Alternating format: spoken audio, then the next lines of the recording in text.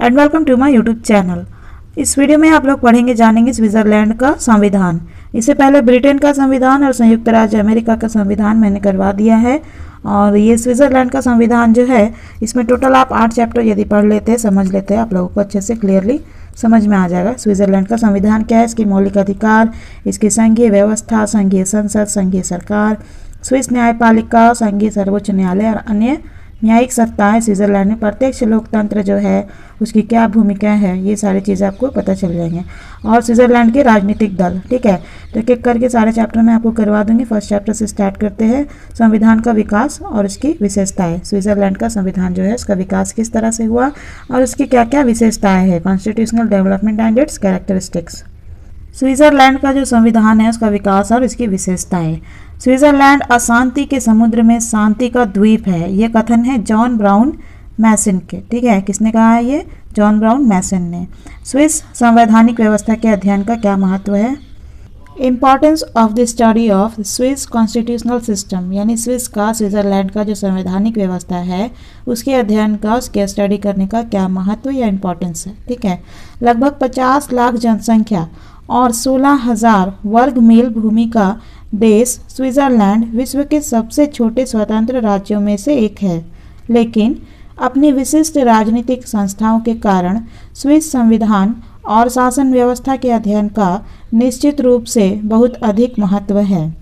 साधारण व्यक्ति के लिए स्विट्जरलैंड विश्व का सबसे प्रमुख प्राकृतिक सौंदर्य का केंद्र स्थल, रेड क्रॉस और प्रसिद्ध घड़ियों का निर्माण स्थल ही है, लेकिन राजनीति विज्ञान के विद्यार्थी के लिए यह इससे बहुत अधिक है। यह प्रजातंत्र का घर और विश्व की सबसे प्रमुख राजनीतिक प्रयोगशाला है।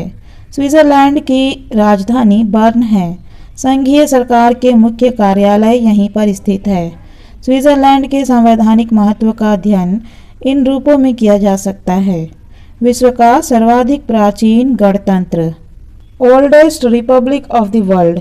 स्विट्जरलैंड विश्व का सर्वाधिक प्राचीन गणतंत्रीय राज्य है। सन 1848 के संविधान द्वारा स्विट्जरलैंड में गणतंत्र की स्थापना हुई। उस समय वह आधुनिक विश्व का अकेला गणतंत्र था। सन 1848 के पूर्व भी स्विट्जरलैंड में इस प्रकार का राजतंत्र नहीं रहा जिस प्रकार का राजतंत्र इंग्लैंड, फ्रांस या सोवियत रूस में था। रैपार्ड इसी बात को दृष्टि में रखते हुए लिखते हैं कि स्विट्जरलैंड युगों से गणराज्य रहा है। स्विस नागरिक न केवल वंशानुगत राजा वरन किसी एक निर्वाचित प्रधान को भी पूर्ण शक्ति प्रदान करने के विरुद्ध रहे हैं, और इस गणतंत्रीय भावना की अत्यधिक प्रबलता के कारण ही उनके द्वारा एकल कार्यपालिका के स्थान पर बहुल कार्यपालिका को अपनाया गया है। हैंस हुबर ने लिखा है कि राजतंत्रीय ढंग से सोचना स्विट्जरलैंड के निवासी के लिए एक विदेशी बात है। किसी शासक की शक्तियों व विशेष अधिकारों के लिए उसके हृदय में कोई गुंजाइश नहीं है। उसके लिए राज्य सब नागरिकों का मामला है। उसका संचालन न तो वंश परंपरागत आधार पर ही हो सकता है और न उसे किसी एक निर्वाचित व्यक्ति के ही सुपुर्द किया जा सकता है। प्रजातंत्र का आदर्श प्रतीक, best model of democracy. Swiss राजनीति व्यवस्था को महत्व प्रदान करने वाला दूसरा तत्व उसका प्रजातंत्रात्मक लक्षण है। आधुनिक युग में स्विट्जरलैंड उसी प्रकार से प्रजातंत्र का प्रतीक है जिस प्रकार प्राचीन विश्व में एथेंस था। स्विस प्रजातंत्र के नागरिकों को राजनीति व्यवस्था में भाग लेने की जितनी सीमा तक शक्ति प्रदान की गई है, उतनी सीमा तक अन्य किसी लोकतंत्र में प्रदान नहीं की गई है। 5 स्विस कैंटनों में वर्तमान समय में भी प्रत्यक्ष लोकतंत्र है और नागरिकों के द्वारा जनसभाओं में कानूनों का निर्माण किया जाता है। लोक निर्णय और आरंभ का स्विट्जरलैंड में ही उदय हुआ और वर्तमान समय में भी इनका बहुत अधिक सीमा तक पालन किया जाता है। अतः यह ठीक ही कहा गया है कि यदि ब्रिटेन में संसदात्मक व्यवस्था का और अमेरिका में संघात्मक व्यवस्था का जनक है, तो स्विट्जरलैंड आधुनिक विश्व में प्रत्यक्ष प्रजातंत्र का घर होने का दावा कर सकता है। विविधता में एकता, यूनिटी इन डाइवर्सिटी। स्विट्जरलैंड ने विविधता के बीच एकता का भी आदर्श उदाहरण उपस्थित किया है। स्विट्जरलैंड में भाषा, धर्म, संस्कृति के भेद पाए जाते हैं, लेकिन इन भेदों के बावजूद राष्ट्रीय एकता की भावना बहुत अधिक प्रबल है। स्विट्जरलैंड में लगभग 74% लोग जर्मन, 20% फ्रेंच, 5% इटालियन और 1% रोमन भाषा भाषी है। लेकिन इस भाषा संबंधी विविधता का हल इन सभी भाषाओं को राजभाषा का स्तर प्रदान कर निकाल लिया गया है। इसी प्रकार वहाँ लगभग 58% लोग प्रोटेस्टेंट, 40% रोमन कैथोलिक, 1% यहूदी और 1% अन्य हैं। लेकिन इन सभी ने धार्मिक सहिष्णुता और एक दूसरे के प्रति सम्मान को इतने गहरे रूप में अपना लिया है कि इन धार्मिक भेदों ने राष्ट्रीय एकता को निर्बल करने के बजाय सुदृढ़ ही किया है। भाषाई और धार्मिक भेदों के कारण फूट उत्पन्न न होने का एक कारण यह भी है कि वहाँ एक ही धर्म के अनुयायियों की भाषाएं अनेक है और एक भाषा बोलने वाले लोग अनेक धर्मों के अनुयायी हैं। इसके अतिरिक्त कैंटनों की सीमाएं भी धर्म तथा भाषा के क्षेत्रों की सीमाओं से भिन्न हैं। इन सब के कारण धर्म, भाषा और क्षेत्रीयता के भेद प्रबल नहीं हो सके हैं। और ब्रुक्स के शब्दों में स्विट्जरलैंड ने यह दिखा दिया है कि उन लोगों में भी घनिष्ठ सहयोग की संभावना हो सकती है जो कभी राजनीतिक दृष्टि से परस्पर स्वतंत्र थे तथा जो आज भाषा व धर्म के द्वारा व्यापक रूप से विभाजित है। स्विट्जरलैंड की विविधता में यह एकता भारत जैसे राज्यों के लिए तो एक उदाहरण है ही, सुदूर भविष्य में एक विश्व राज्य की स्थापना के लिए भी यह एक आदर्श बन सकता है।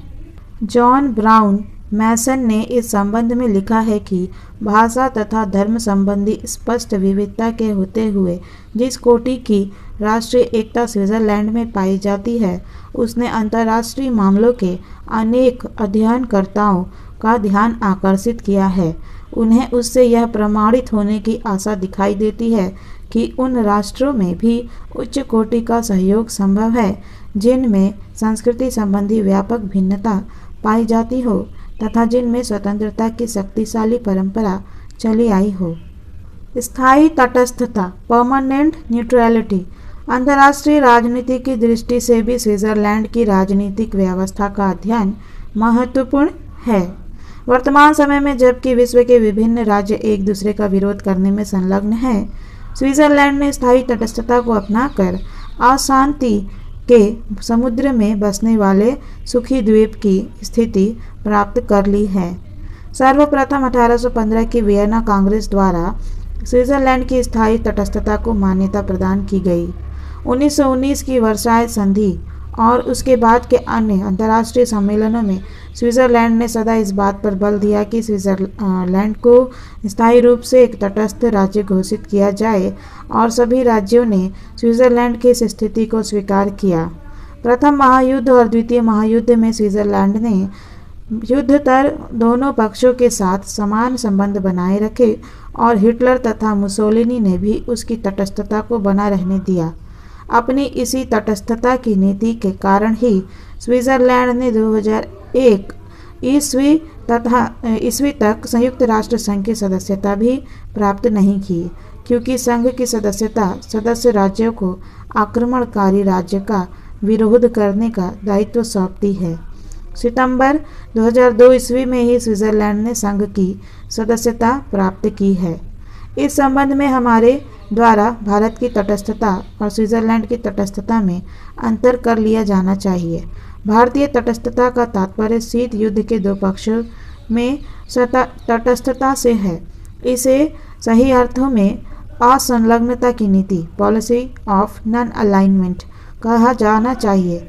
आधुनिक विश्व के अन्य तथाकथित तटस्थ राष्ट्रों की स्थिति भी यही है, लेकिन स्विट्जरलैंड अंतर्राष्ट्रीय कानून के अर्थों में तटस्थ है और उसे विश्व के विभिन्न राज्यों के विवादों से कुछ भी लेना देना नहीं है। अपनी इस तटस्थता के कारण स्विट्जरलैंड को अंतर्राष्ट्रीय राजनीति में बहुत अधिक सम्मानपूर्ण स्थान प्राप्त है और इसी आधार पर इसने परस्पर विरोधी राज्यों के बीच संपर्क सूत्र का कार्य किया है। अपनी स्थायी तटस्थता के बावजूद स्विट्जरलैंड किसी भी आक्रमण से रक्षा के लिए तत्पर और सक्षम है। बहुल कार्यपालिका, प्लूरल एग्जीक्यूटिव। सामान्यतः ऐसा समझा जाता है कि कार्यपालिका का संगठन एकल होना चाहिए, जिससे उसके द्वारा शासन व्यवस्था का संचालन कुशलता के साथ किया जा सके। भारत, ब्रिटेन और अमेरिका में एकल कार्यपालिका ही है, लेकिन स्विट्जरलैंड में 7 सदस्यों की बहुल कार्यपालिका को अपनाया गया है। यह कार्यपालिका न तो पूर्ण अंशों में संसदात्मक है और न ही अध्यक्षात्मक, वरन इसमें दोनों के ही गुणों को ग्रहण करते हुए विश्व के सम्मुख एक नवीन उदाहरण उपस्थित किया गया है। स्विट्जरलैंड के संविधान का विकास किस प्रकार हुआ? स्विट्जरलैंड का संवैधानिक विकास, कॉन्स्टिट्यूशनल डेवलपमेंट ऑफ स्विट्जरलैंड। 1291 का राज्य मंडल या स्थायी मैत्री संघ। वर्तमान स्विट्जरलैंड के निर्माण की प्रक्रिया और स्विट्जरलैंड के संवैधानिक विकास का प्रारंभ 1291 से समझा जा सकता है, जबकि ऊरी, स्वेज और अंडरवाल्डेन द्वारा आत्मरक्षा हेतु एक राज्य मंडल यानी लीग की स्थापना की गई। इसके पूर्व वर्तमान स्विट्जरलैंड के क्षेत्र में अलग अलग कैंटन थे और उनके बीच कोई समन्वयकारी या एकीकृत सत्ता नहीं थी। इसके पूर्व ये कैंटन ऑस्ट्रिया के हैब्सबर्ग शासनों के अधीन थे, लेकिन 1291 में 3 कैंटनों ने हैब्सबर्ग शासन से स्वतंत्रता की घोषणा करते हुए एक राज्य मंडल की स्थापना की। हैब्सबर्ग शासन द्वारा इन तीनों कैंटनों को पुनः अपने अधीन कर लेने का प्रयत्न किया गया, लेकिन ये कैंटन अपनी स्वतंत्रता की रक्षा करने में सफल रहे। इससे प्रोत्साहित होकर अन्य कैंटन भी राज्य मंडल की ओर प्रवृत्त हुए और 1353 तक इस राज्य मंडल में 8 कैंटन शामिल हो गए। 1648 तक इस राज्य मंडल में 13 कैंटन शामिल हो गए, जो सभी जर्मन भाषी थे। राज्य मंडल की प्रतिष्ठा में भी निरंतर वृद्धि हुई और 1648 की वेस्टफेलिया की संधि में इसे एक संप्रभु राज्य के रूप में मान्यता प्रदान की गई। राज्य मंडल की दुर्बलता, वीकनेस ऑफ कॉन्फेडरेशन। यद्यपि यह राज्य मंडल बाहरी आक्रमणों के विरुद्ध अपने अस्तित्व को बनाए रखने में सफल रहा था, लेकिन राज्य मंडल निश्चित रूप से बहुत अधिक दुर्बल था। राज्य मंडल में अपनी कोई स्थायी केंद्रीय सरकार नहीं थी। इसकी एकमात्र संस्था डाइट थी, जिसके समय समय पर सम्मेलन अवश्य होते थे और उसमें राष्ट्रीय महत्व के प्रश्नों पर विचार होता था, परंतु जो कैंटन बहुमत निर्णय से असहमत हो, उन पर वे निर्णय लागू नहीं होते थे। प्रतिनिधि अपने कैंटनों द्वारा दिए गए आदेशों के अनुसार ही कार्य करते थे। ना कोई संघीय कार्यपालिका थी और ना कोई संघीय सेना, ना कोई राष्ट्रीय नागरिकता थी और ना कोई संघीय जन पदाधिकारी वर्ग। इसके अतिरिक्त विभिन्न कैंटनों की शासन प्रणालियों में प्रचुर विभिन्नता थी।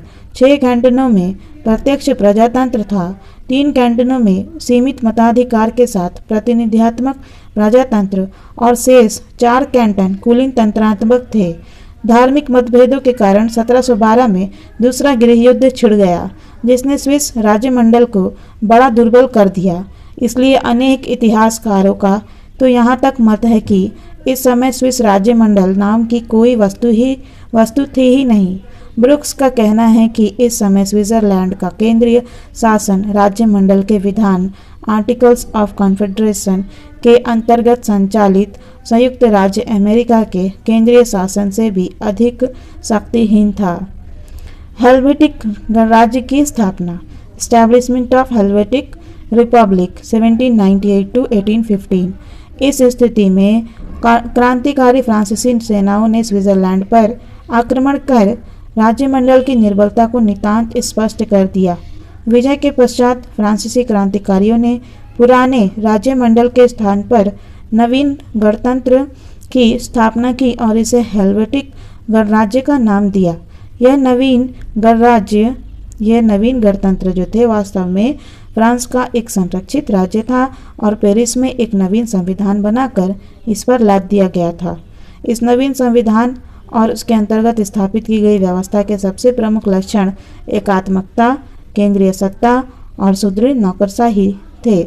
यह नवीन व्यवस्था स्विट्जरलैंड की मूल स्थानीयता की प्रवृत्ति के इतनी अधिक विरुद्ध थी कि इसका विरोध होना नितांत स्वाभाविक था। शीघ्र ही लगभग समस्त स्विट्जरलैंड में इस व्यवस्था के विरुद्ध अशांति और विद्रोह फैल गया।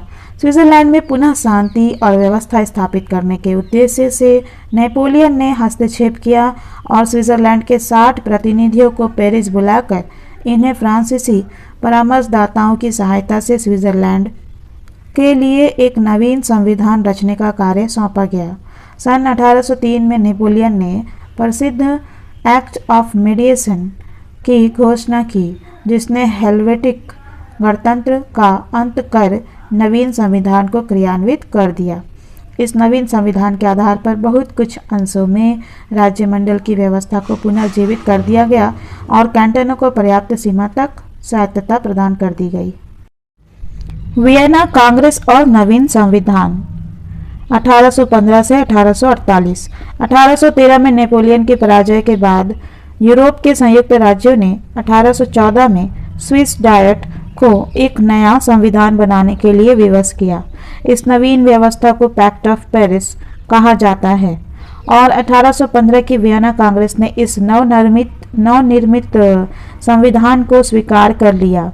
वियना कांग्रेस ने जहां एक और स्विट्जरलैंड की आंतरिक व्यवस्था निर्धारित की, वहां राष्ट्रीय राजनीति में स्विट्जरलैंड की स्थायी तटस्थता की घोषणा कर इसकी वैदेशिक स्थिति भी निर्धारित कर दी।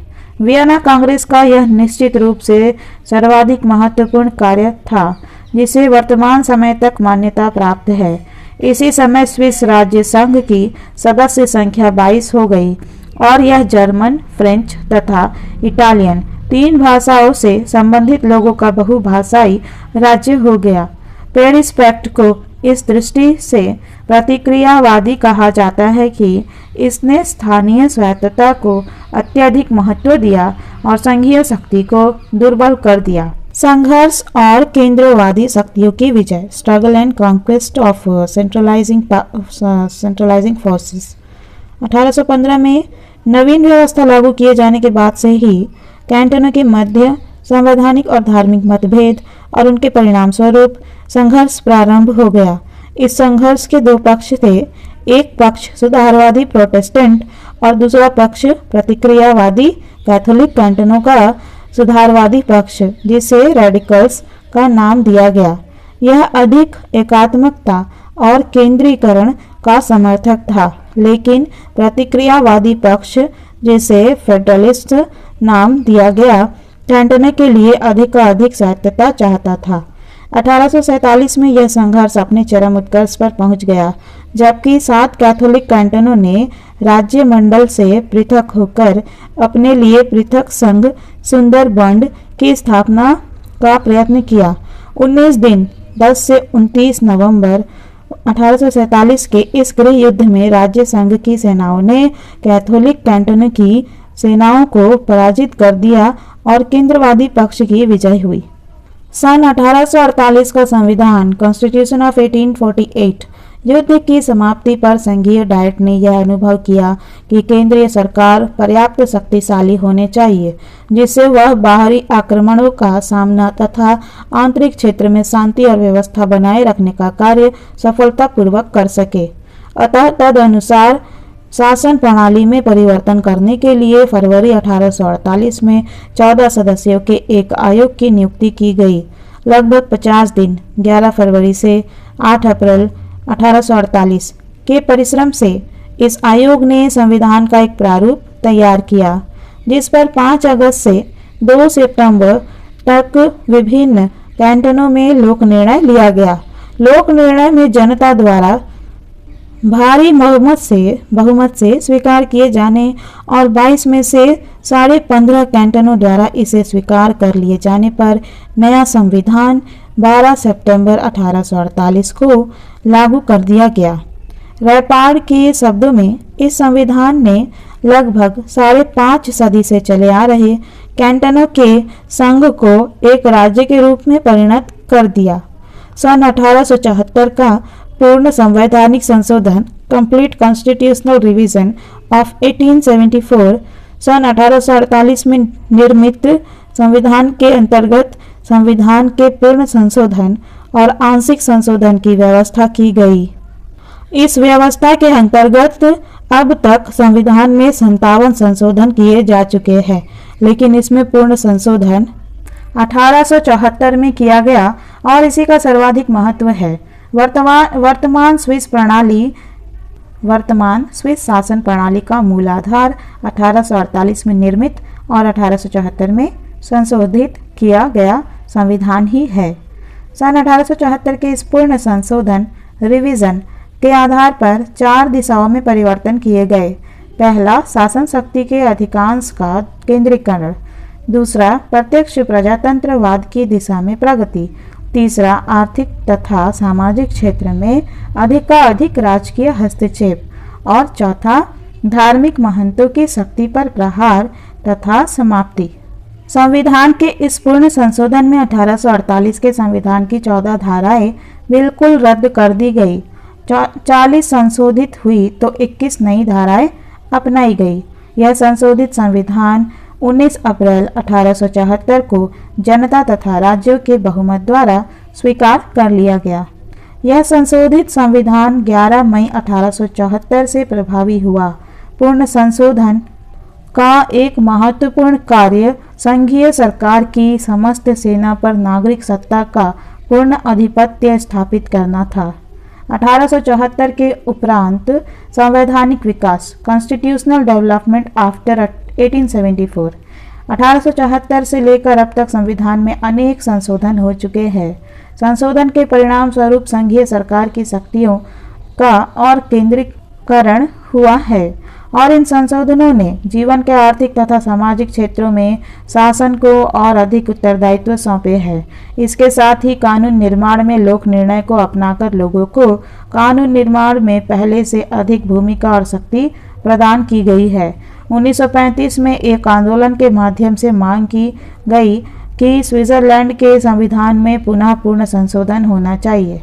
इस आंदोलन के समर्थक चाहते थे कि कैंटनों की शक्तियों में वृद्धि की जाए, विधानमंडलों के चुनाव व्यावसायिक प्रतिनिधित्व वोकेशनल रिप्रेजेंटेशन के सिद्धांत के अनुसार हो और अंततोगत्वा स्विट्जरलैंड में एक निगमनात्मक राज्य कॉर्पोरेट स्टेट की स्थापना की जाए, किंतु यह मांग अस्वीकृत कर दी गई और वर्तमान समय में जिस संविधान में पूर्ण संशोधन की कोई संभावना नहीं है।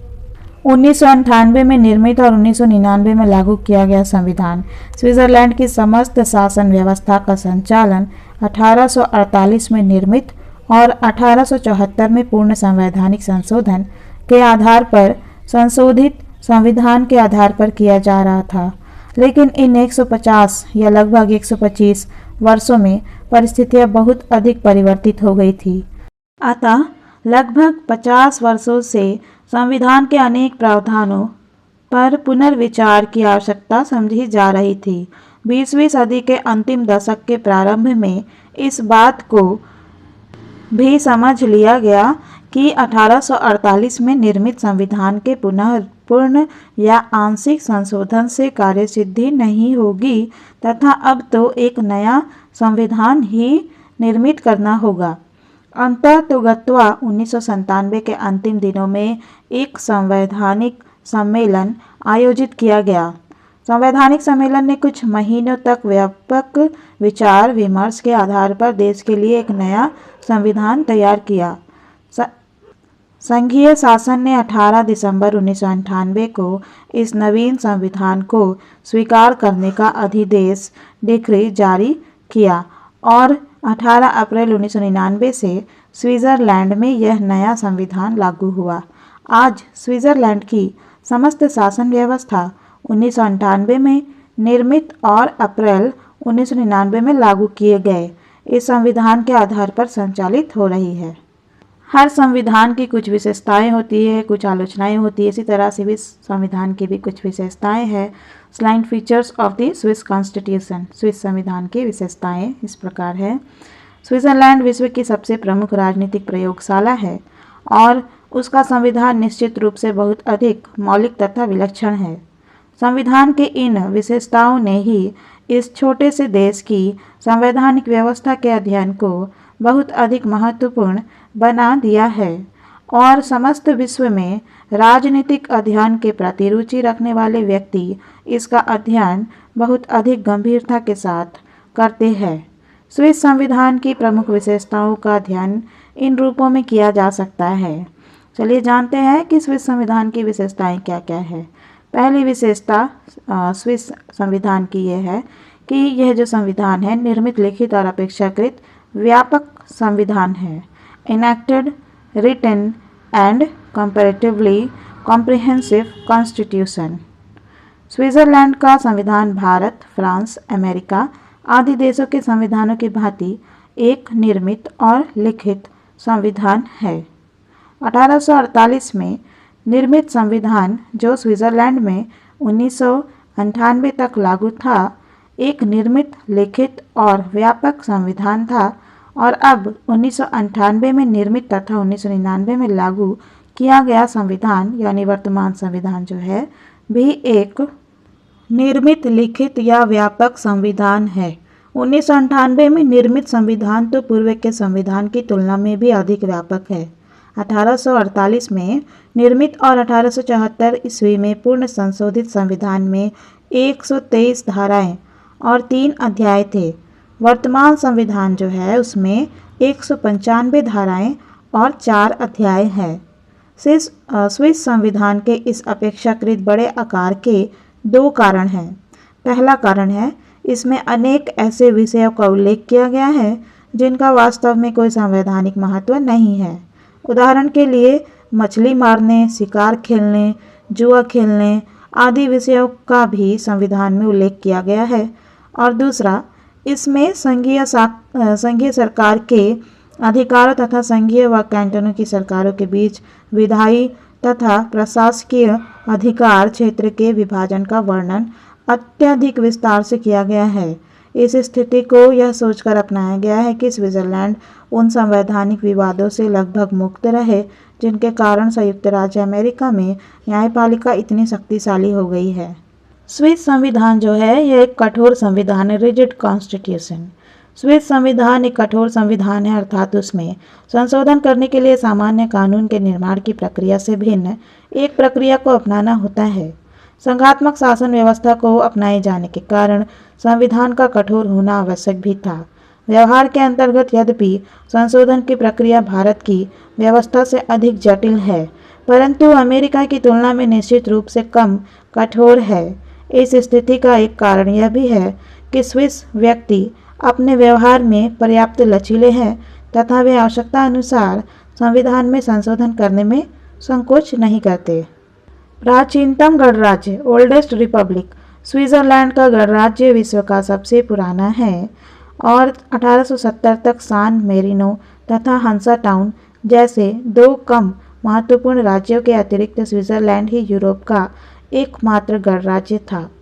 यूरोप और एशिया के प्रायः सभी देशों में जब स्वेच्छाचारी और निरंकुश राजाओं का शासन था, उस समय भी स्विट्जरलैंड के समस्त कैंटनों में लोकतंत्रात्मक गणराज्य स्थापित था और वहाँ की जनता को पर्याप्त अधिकार प्राप्त नहीं थे जिनके आधार पर वह शासन तथा शासन अधिकारियों पर पर्याप्त नियंत्रण रखती थी।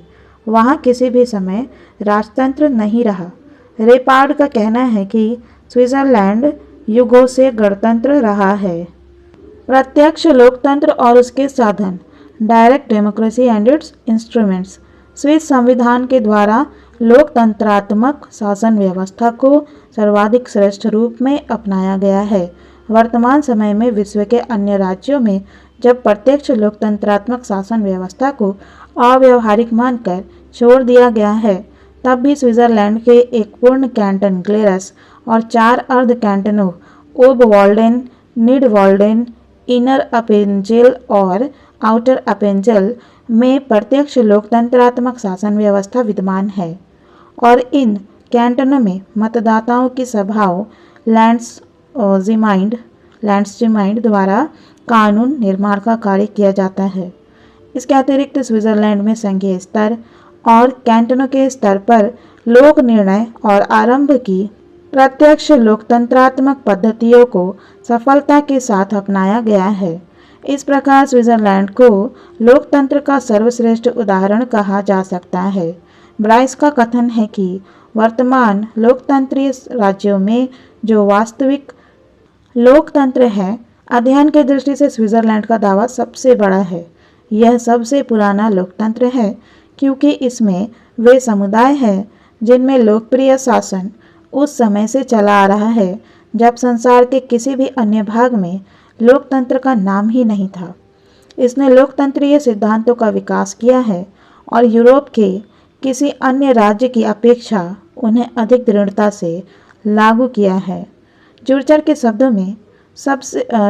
शब्दों में पिछले वर्षों में स्विट्जरलैंड तथा लोकतंत्र प्रायः समान अर्थों वाले बन गए।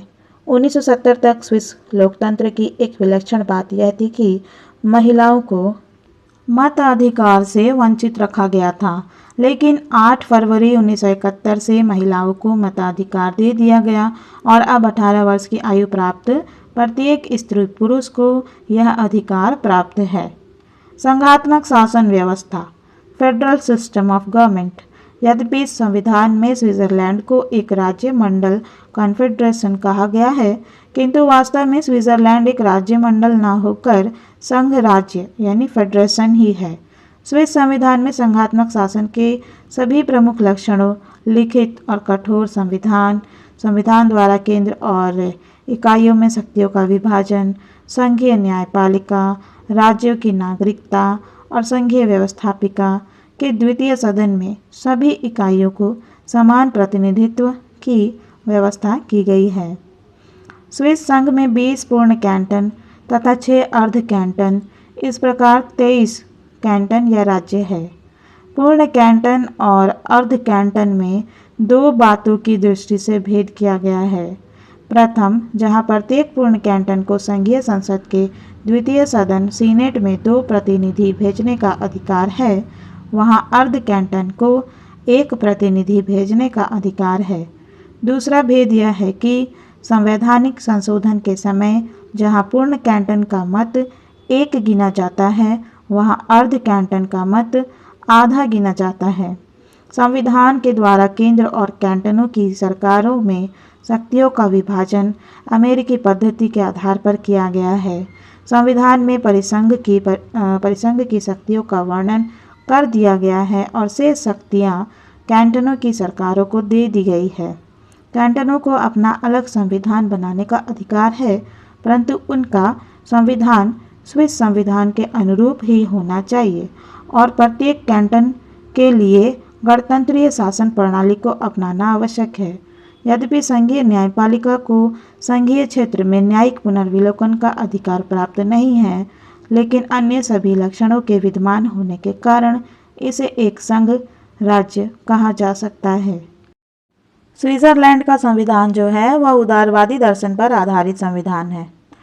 Constitution based on liberal philosophy. वर्तमान समय में इंग्लैंड, अमेरिका आदि देशों के संविधान उदारवादी या व्यक्तिवादी दर्शन पर आधारित है, तो पूर्व सोवियत संघ या चीन आदि देशों के संविधान समाजवादी दर्शन पर, स्विट्जरलैंड के संविधान पर उदारवादी दर्शन का ही प्रभाव है। संविधान का मूल दर्शन यही है कि जीवन के सभी क्षेत्रों में नागरिक को अधिकतम संभव सीमा तक स्वतंत्रता प्राप्त होनी चाहिए और राज्य के द्वारा कम से कम हस्तक्षेप किया जाना चाहिए। यद्यपि वर्तमान समय में स्विट्जरलैंड में भी राज्य के कार्यक्षेत्र के संबंध में लोक कल्याणकारी प्रवृत्तियों का विकास हो रहा है, लेकिन मूल विचार यही है कि नागरिकों को आर्थिक क्षेत्र में अधिकाधिक स्वतंत्रता प्राप्त होनी चाहिए। संसदात्मक और अध्यक्षात्मक शासन व्यवस्थाओं का समन्वय। Amalgamation of parliamentary and presidential system of government. सामान्यतः ऐसा समझा जाता है कि प्रजातंत्र में या तो ब्रिटेन जैसी संसदात्मक व्यवस्था को अपनाया जा सकता है या अमेरिका जैसी अध्यक्षात्मक व्यवस्था को, लेकिन स्विट्जरलैंड की शासन व्यवस्था एक अपवाद है क्योंकि यह न तो पूर्णतया संसदात्मक सिद्धांत के अनुकूल है और न ही अध्यक्षात्मक सिद्धांतों के। स्विट्जरलैंड में व्यवस्थापिका यानी संघीय संसद और कार्यपालिका यानी संघीय सरकार परस्पर संबंधित है। लेकिन इंग्लैंड के समान कार्यपालिका व्यवस्थापिका के प्रति उत्तरदायी नहीं है और व्यवस्थापिका कार्यपालिका को पदच्युत नहीं कर सकती। इसे अध्यक्षात्मक शासन व्यवस्था भी नहीं कहा जा सकता, क्योंकि इसमें अमेरिकी संविधान के समान शक्ति विभाजन के सिद्धांत को नहीं अपनाया गया है। स्विस संविधान द्वारा संसदात्मक और अध्यक्षात्मक दोनों ही प्रकार की शासन व्यवस्थाओं के मूल गुणों को ग्रहण कर एक नवीन शासन व्यवस्था को जन्म दिया गया है। बहुल कार्यपालिका प्लूरल एग्जीक्यूटिव। सामान्य विचार यही है कि कार्यपालिका संगठन की दृष्टि से एकल होनी चाहिए, जिससे उसके द्वारा शासन व्यवस्था के संचालन का कार्य कुशलतापूर्वक किया जा सके।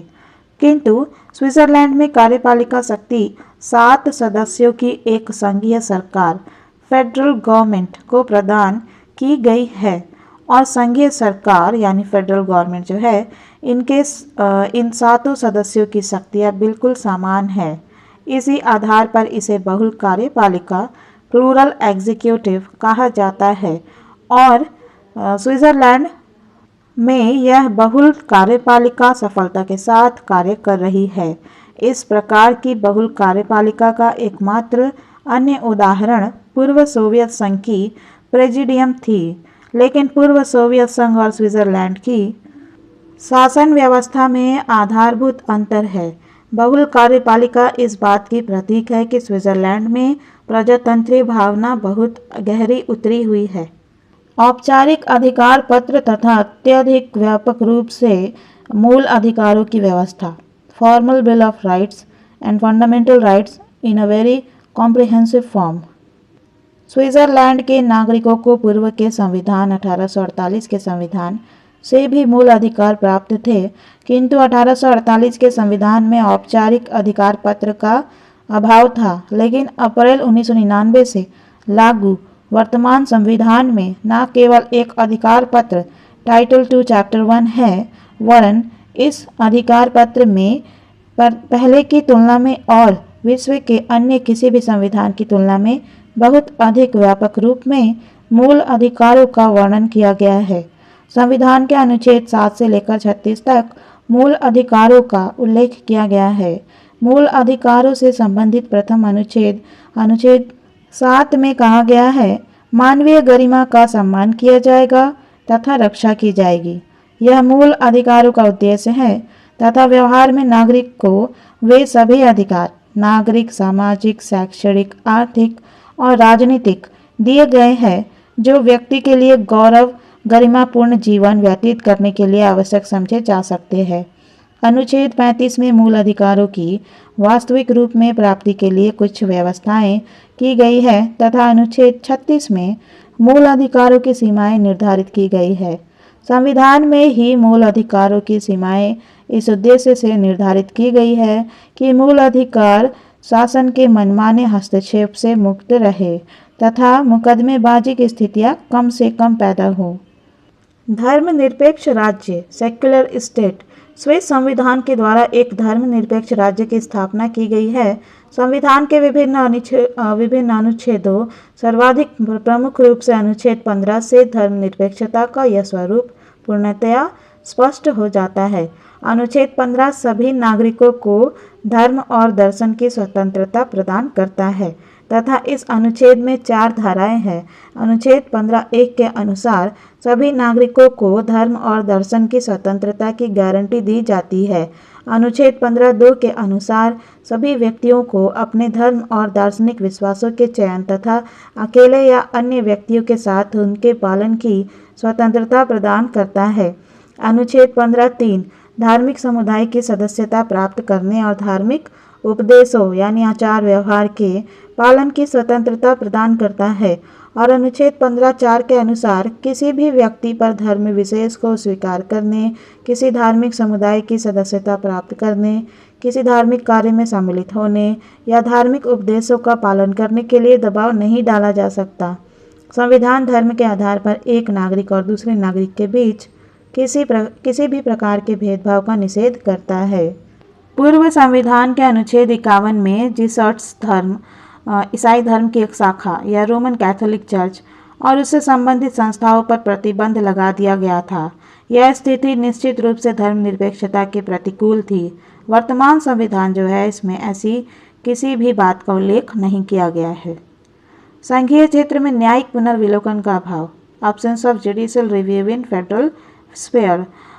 संघात्मक शासन व्यवस्था में सामान्यतः ऐसा समझा जाता है कि संघीय न्यायपालिका को भी संविधान की व्याख्या करने और रक्षा करने का अधिकार प्राप्त होना चाहिए। इसका तात्पर्य यह है कि संघीय न्यायपालिका संघीय और इकाइयों की व्यवस्थापिकाओं द्वारा निर्मित कानूनों की संवैधानिकता की जांच करे और यदि वह उन्हें संविधान के प्रतिकूल समझती है तो अवैध घोषित कर दे। इसी को न्यायिक पुनर्विलोकन का अधिकार कहा जाता है। लेकिन स्विट्जरलैंड की संघीय न्यायपालिका को न्यायिक पुनर्विलोकन का अधिकार आंशिक रूप में ही प्राप्त है। यहाँ का सर्वोच्च न्यायालय, जिसे 1998 में निर्मित संविधान के अंतर्गत संघीय सर्वोच्च न्यायालय फेडरल सुप्रीम कोर्ट का नाम दिया गया है, कैंटनों के कानूनों तथा प्रशासनिक कार्यों को तो अवैध घोषित कर सकता है, परंतु संघीय कानूनों और प्रशासनिक आदेशों के संबंध में उसे ऐसा अधिकार नहीं है। नवीन संविधान के अनुच्छेद 189 की धारा 4 में कहा गया है, संघीय संसद द्वारा निर्मित कानूनों और संघीय शासन के आदेशों को स्विस संघीय सर्वोच्च न्यायालय में चुनौती नहीं दी जा सकती। कानूनों के आधार पर अपवादों की व्यवस्था अवश्य ही की जा सकती है। स्विट्जरलैंड में संविधान की रक्षा करने का कार्य न्यायपालिका को नहीं सौंपा गया है। वहाँ यह कार्य यानी संविधान की रक्षा करने का कार्य जो है स्वयं जनता द्वारा किया जाता है और जनता लोक निर्णय के अंतर्गत संघीय व्यवस्थापिका द्वारा निर्मित किसी भी कानून को अवैध घोषित कर सकती है। बहुभाषी राज्य, मल्टीलिंगुअल स्टेट। सामान्यतः विविध भाषाओं वाले देश में भी किसी एक भाषा को राजभाषा का स्तर प्रदान किया जाता है और इसके पीछे यह भावना होती है कि किसी एक ही भाषा को राजकाज की भाषा के रूप में अपनाकर राष्ट्रीय एकता के लक्ष्य को अधिक अच्छे रूप में प्राप्त किया जा सकेगा। लेकिन स्विट्जरलैंड में भाषाई विविधता की समस्या को एक दूसरे के रूप में हल किया गया है। स्विट्जरलैंड में लगभग 74% लोग जर्मन, 20% फ्रेंच और 5% इटालियन भाषाभाषी है। इनके अतिरिक्त 1% व्यक्ति रोमांच नामक आदि भाषा का प्रयोग करते हैं। स्विट्जरलैंड में प्रारंभ में ही समस्त राज्य कार्य जर्मन, फ्रेंच और इटालियन तीनों भाषाओं में होता था। 1928 के संवैधानिक संशोधन से रोमांच नामक आदि भाषा को भी राजभाषा मान लिया गया है। 1998 में निर्मित संविधान में स्विट्जरलैंड की पहले से चली आ रही बहुभाषा भाषी राज्य की स्थिति को बनाए रखा गया है। इस प्रकार स्विट्जरलैंड बहुभाषा भाषी राज्य है।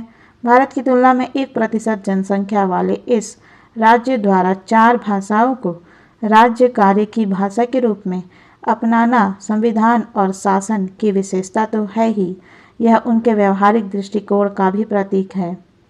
प्रशासनिक कानून पर आधारित न्यायपालिका, judiciary based on administrative law.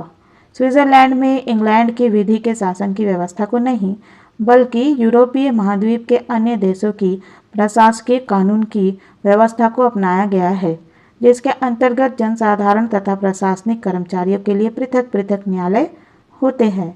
Dicey और अन्य ब्रिटिश लेखक प्रशासकीय कानून और न्याय व्यवस्था को नागरिक अधिकारों पर एक आघात समझते हैं, परंतु यदि न्यायाधीश निष्पक्ष हो तो इस प्रकार की न्याय व्यवस्था को दोषों से मुक्त रखा जा सकता है।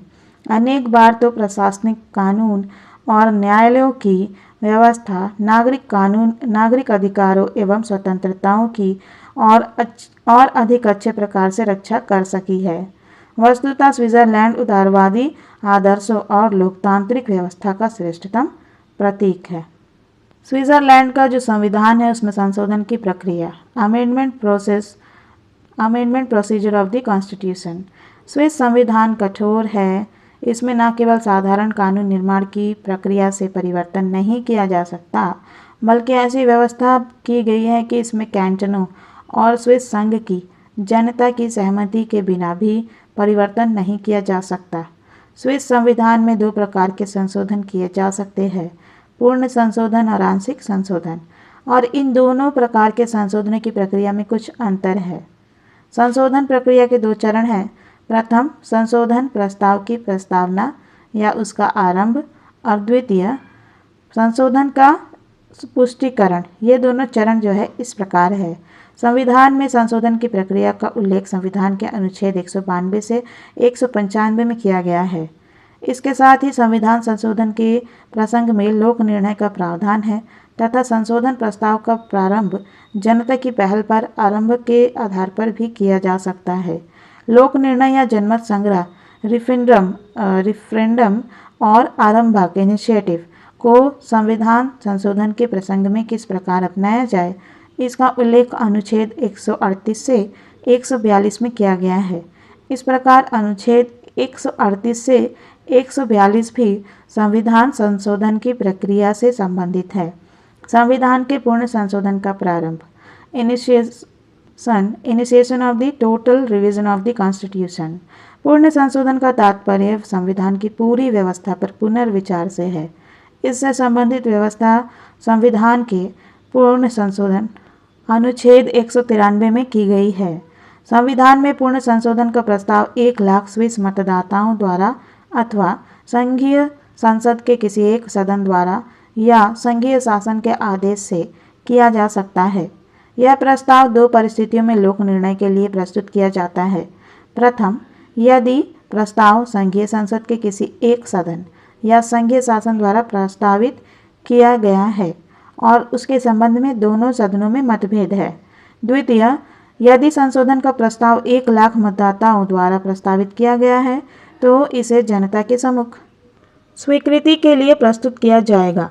यदि संशोधन प्रस्ताव संघीय संसद के किसी एक सदन द्वारा अथवा संघीय शासन के आदेश से प्रस्तावित किया गया है और उस प्रस्ताव की स्वीकृति या अस्वीकृति के संबंध में दोनों सदनों का एक ही विचार है तो प्रस्ताव लोक निर्णय के लिए नहीं भेजा जाता है। जिन 2 परिस्थितियों में प्रस्ताव लोक निर्णय के लिए भेजा जाता है उनमें जनता बहुमत के आधार पर निर्णय करती है कि संविधान के पूर्ण संशोधन किया जाए या नहीं। यदि मतदाताओं के बहुमत द्वारा निर्णय किया जाए कि संविधान में पूर्ण संशोधन किया जाना चाहिए तो फिर संघीय व्यवस्थापिका के दोनों सदनों का नवीन निर्वाचन कराया जाता है और नए सिरे से निर्वाचित व्यवस्थापिका संविधान में पूर्ण संशोधन का कार्य करती है। संविधान के आंशिक संशोधन का प्रारंभ, initiation of the partial revision of the constitution. आंशिक संशोधन का तात्पर्य संविधान की किसी एक या कुछ विशेष धाराओं में ही संशोधन से है। आंशिक संशोधन का प्रारंभ संघीय संसद के किसी एक सदन द्वारा, संघीय शासन द्वारा या 1 लाख मतदाताओं द्वारा किया जा सकता है।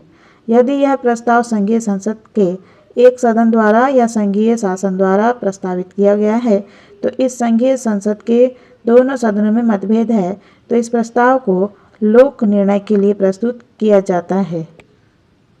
1 लाख मतदाताओं द्वारा आंशिक संशोधन की प्रस्तावना सविन्यासित आरंभक फॉर्मुलेटेड इनिशिएटिव या अविन्यासित आरंभक अनफॉर्मुलेटेड इनिशिएटिव के रूप में की जा सकती है।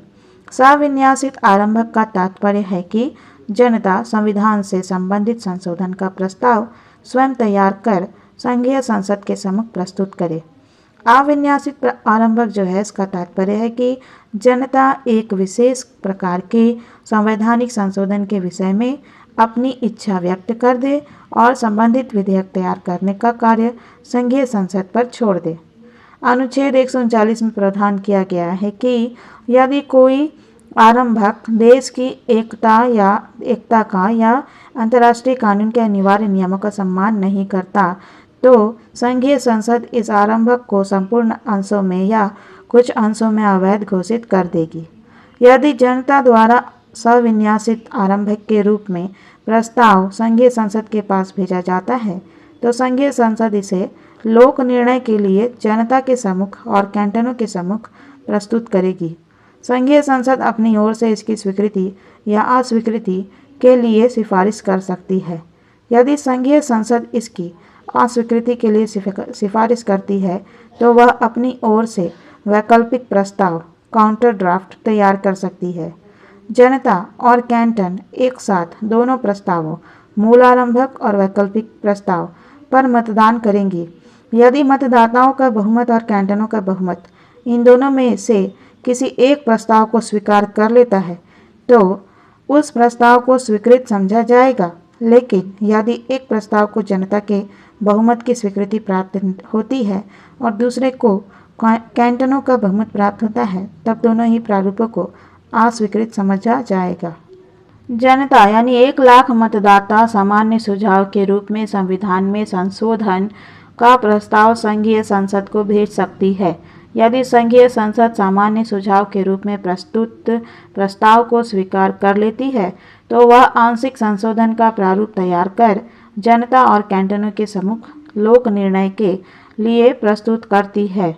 लेकिन यदि यह आरंभक प्रस्ताव से असहमत है तो भी वह इसे जनता के सम्मुख निर्णय के लिए रखेगी और जनता इस बात का निर्णय करेगी कि प्रस्ताव पर आगे कार्यवाही हो अथवा नहीं। यदि जनता आरंभक को अपनी स्वीकृति प्रदान करती है तो संघीय संसद आरंभक प्रस्ताव के सामान्य सुझावों को आधार बनाकर तत्संबंधी विधेयक का प्रारूप तैयार करेगी। इस प्रकार संशोधन प्रक्रिया का प्रथम चरण संशोधन की प्रस्तावना संपन्न होता है। संशोधन का पुष्टिकरण, रैटिफिकेशन ऑफ द अमेंडमेंट। संशोधन प्रक्रिया का दूसरा चरण संशोधन की पुष्टि रैटिफिकेशन है और चाहे पूर्ण संशोधन का प्रस्ताव हो या आंशिक संशोधन का, संशोधन के पुष्टिकरण हेतु एक ही प्रक्रिया अपनाई जाती है। संशोधन की पुष्टि जो है इसके लिए प्रस्ताव को लोक निर्णय के लिए रखा जाता है। संशोधन तभी पारित समझा जाता है जबकि कैंटनों के बहुमत तथा स्विस संघ की जनता के बहुमत द्वारा उसे स्वीकार कर लिया जाए। कैंटनों के बहुमत का निर्णय करने में पूरे कैंटन का मत 1 तथा अर्ध कैंटन का मत आधा गिना जाता है। इस प्रकार संशोधन पारित समझे जाने के लिए यह आवश्यक है कि कम से कम 12.5 कैंटनों द्वारा और स्विस संघ की जनता के बहुमत द्वारा उसे स्वीकार कर लिया जाए।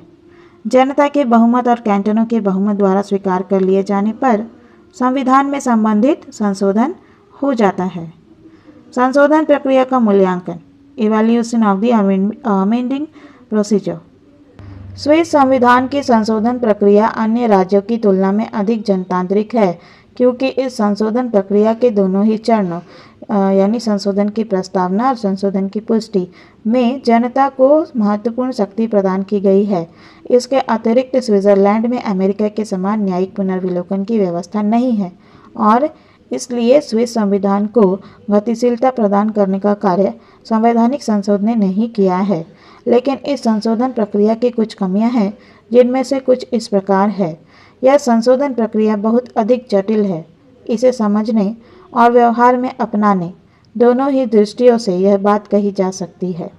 संशोधन प्रक्रिया के दोनों ही चरणों में जनता के भाग लेने की व्यवस्था होने और संघीय संसद के दोनों सदनों में संवैधानिक संशोधन पर मतभेद होने की स्थिति में संघीय संसद को भंग करने की व्यवस्था होने के कारण यह अपव्ययी और कष्ट साध्य भी हो गई है। जनता को संवैधानिक संशोधनों की शक्ति सौंप देना भी उचित नहीं कहा जा सकता। संवैधानिक संशोधनों का कार्य साधारण कानूनों के निर्माण से कठिन होता है और सामान्य जनता विधायकों की तुलना में यह कार्य अधिक अच्छे प्रकार से कर सकती है, ऐसा सोचने का कोई आधार नहीं है। संशोधन प्रक्रिया में संघीय संसद को महत्वपूर्ण स्थिति प्राप्त न होने के कारण यह संघीय संसद राष्ट्रीय व्यवस्थापिका में अविश्वास तथा अनुत्तरदायित्व की भावना का विकास करती है। संशोधन प्रक्रिया के अंतर्गत आरंभक को अपनाते हुए 1 लाख मतदाताओं द्वारा आंशिक संशोधन का प्रस्ताव प्रस्तुत करने और इस प्रस्ताव से असहमत होने पर व्यवस्थापिका द्वारा वैकल्पिक प्रस्ताव प्रस्तुत करने की जो व्यवस्था की गई है, उससे सामान्य जनता तथा संघीय सभा में अनुचित प्रतिस्पर्धा तथा द्वेष की प्रवृत्ति उत्पन्न हो सकती है। सैद्धांतिक रूप में उपयुक्त कमियां होने पर भी 1848 के संविधान की संशोधन प्रक्रिया को मोटे तौर पर 1998 में निर्मित संविधान के अंतर्गत भी अपना लिया गया है। इसका आशय यह है कि स्विस संविधान निर्माता और जनता अपने संविधान की इस संशोधन प्रक्रिया को ही उपयुक्त मानते हैं। अमेरिकी संविधान की संशोधन प्रक्रिया से तुलना, comparison with the amending procedure of the American constitution, यानी अमेरिका में जो है संविधान के संशोधन की प्रक्रिया है उसकी तुलना हम लोग करेंगे स्विट्ज़रलैंड के संविधान के संशोधन से। ठीक है, तो अमेरिका और स्विट्ज़रलैंड इन दोनों ही देशों के संविधान कठोर है। इसके साथ ही इन दोनों देशों में संशोधन प्रक्रिया के 2 चरण हैं। पहला है संशोधन की प्रस्तावना और दूसरा है संशोधन की पुष्टि। लेकिन अन्य विस्तार की बातों में इन दोनों देशों के संविधानों की संशोधन प्रक्रिया में अंतर है, जो इस प्रकार है। पहला अंतर यह है कि स्विस पद्धति में पूर्ण संवैधानिक संशोधन और आंशिक संवैधानिक संशोधन में भेद किया गया है, लेकिन अमेरिकी संविधान की संशोधन प्रक्रिया में इस प्रकार का कोई भेद नहीं है। अमेरिका के संविधान और स्विट्ज़रलैंड के संविधान के संशोधन के संदर्भ में दूसरा अंतर यह है कि स्विट्ज़रलैंड में जनता के द्वारा संविधान में संशोधन का प्रस्तावित किया जा सकता है और संशोधन प्रस्ताव तभी पारित होता है जबकि जनता के बहुमत के द्वारा उसे स्वीकृति प्रदान कर दी जाए। लेकिन अमेरिका, भारत, रूस या अन्य देशों में जनता को संवैधानिक संशोधन की प्रस्तावना का अधिकार नहीं दिया गया है। इन देशों में संवैधानिक संशोधनों की पुष्टि के लिए लोक निर्णय की भी व्यवस्था नहीं है। इस प्रकार स्विस संविधान में संशोधन की प्रक्रिया अमेरिका या अन्य किसी भी संविधान की तुलना में अधिक लोकतंत्री है। स्विट्ज़रलैंड में कार्यपालिका द्वारा संशोधन प्रस्तावित किए जाने की व्यवस्था है, लेकिन अमेरिका या अन्य देशों में ऐसा नहीं है। स्विट्ज़रलैंड और अमेरिका इन दोनों देशों के संविधान कठोर हैं, लेकिन अमेरिकी संविधान में संशोधन की प्रक्रिया स्विस संविधान में संशोधन की प्रक्रिया से निश्चित रूप से अधिक जटिल है। अमेरिका में कांग्रेस के दोनों सदनों द्वारा 2/3 बहुमत से प्रस्ताव पारित किए जाने पर ही संवैधानिक संशोधन प्रस्तावित होता है और 3/4 इकाइयों के विधानमंडलों या 3/4 इकाइयों के संविधान संशोधन सम्मेलनों द्वारा पारित किए जाने पर संशोधन प्रस्ताव की पुष्टि होती है। लेकिन स्विट्ज़रलैंड में इस संबंध में संघीय संसद के दोनों सदनों के बहुमत, कैंटनों के बहुमत और जनता के बहुमत की ही आवश्यकता है। इनमें से किसी के द्वारा भी 2/3, 3/4 या इस प्रकार के किसी विशेष बहुमत से प्रस्ताव पारित किए जाने की आवश्यकता नहीं है। इस प्रकार स्विस पद्धति अपेक्षाकृत सरल है। अमेरिका में न्यायिक पुनर्विलोकन की व्यवस्था होने के कारण संवैधानिक विकास का छोटा अंश औपचारिक संशोधनों से, लेकिन एक बड़ा अंश न्यायिक व्याख्याओं से संपन्न हुआ है। स्विट्ज़रलैंड में न्यायिक पुनर्विलोकन की कोई व्यवस्था नहीं है और वैधानिक विकास का समस्त कार्य औपचारिक संशोधनों से ही संपन्न हुआ है तथा आगे भी स्विट्ज़रलैंड में ऐसा ही होगा। वीडियो अच्छी लगी, जानकारी अच्छी लगी तो इसे लाइक करिएगा, चैनल को सब्सक्राइब कर लीजिएगा और इसे अपने स्टडी ग्रुप एंड क्लासमेट से शेयर करना नहीं भूलिएगा। And thank you viewers for watching this video.